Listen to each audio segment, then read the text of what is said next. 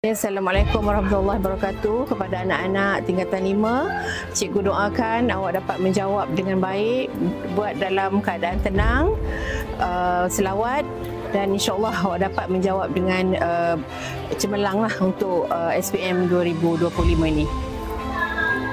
Assalamualaikum warahmatullahi wabarakatuh. Anak-anak calon SPM 2025, Bapa ucapkan selamat menduduki peperiksaan SPM ini, dan ini adalah sijil pertama anak-anak.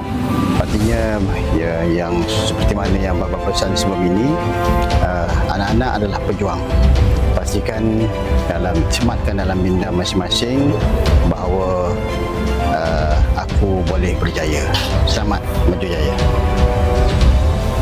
Selamat menduduki SPM. Ini kami mohon kepadamu ya Allah, bantulah dan mudahkanlah tulisan kami untuk kami menjawab kertas peperiksaan SPM bagi mata pelajaran bahasa Melayu sebentar lagi.